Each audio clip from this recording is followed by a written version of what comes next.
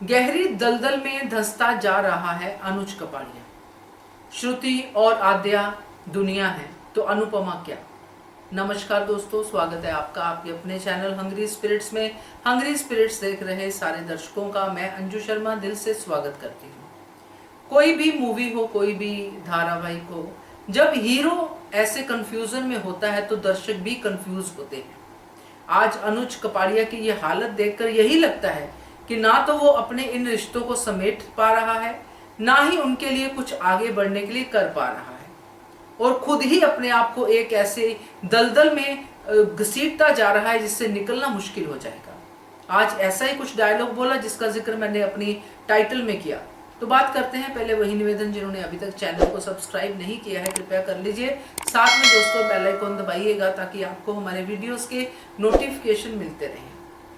अनुज ने जो भी फैसले लिए इन 4-5 सालों में, वो जल्दबाजी और गुस्से में और मजबूरी में इसमें लिए, चलो ले लिए। अब उन फैसलों पे चलना भी अनुज कपाड़िया की ड्यूटी है, मगर वो नहीं चल पा रहा क्योंकि दिल के हाथों मजबूर हो गया है।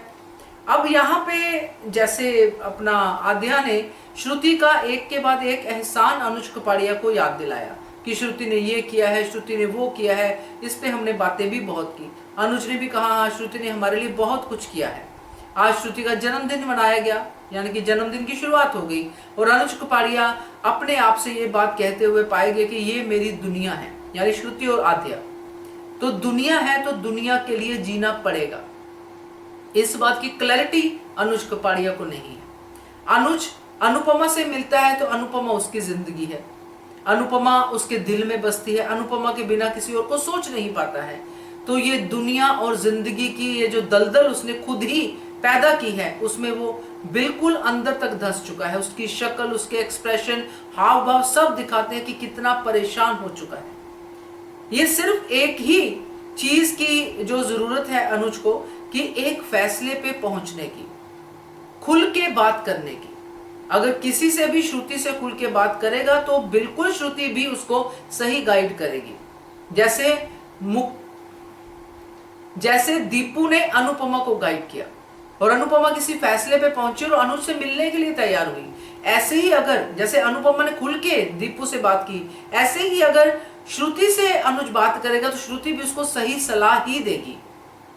मगर वो अपनी गाइड किसको मान रहा है? आद्या को। पहले गाइड मान रहा था, उसके कहे पे चल रहा था। अब अपने दिल के हाथों इतना मजबूर है कि अपनी बेटी से ही झूठ बोल रहा है, और बेटी भी बहुत तेज है, वो समझ लेती है कि मेरा पापा तो झूठ बोल रहा है। तो ये पूरा इर्द गिर्द जो भी तामझाम इकट्ठा किया है अनुज ने, उसमें और कोई नहीं, सबसे ज्यादा खुद अनुज ही सफर कर रहा है। जैसे हम अनुपमा को कहते हैं कि अनुपमा अपनी गलतियों की वजह से सफर करती है, वैसे ही अनुज भी। तो ये दोनों हमारे लिए क्या वैल्यू छोड़ रहे हैं, उस पर ध्यान देना बड़ा जरूरी है। हो सकता है आगे कुछ बेटर हो, आगे कुछ क्लैरिटी मिले, मगर फिलहाल जो दिख रहा है वो यही है कि खुद को वो नहीं निकाल पा रहा इस दलदल से, बल्कि और झूठ बोल के और ज्यादा ऐसे वाले रोमांस करके टीनेजर वाले और ज्यादा वो हमें लग रहा है कि ये तो कुछ गड़बड़ है।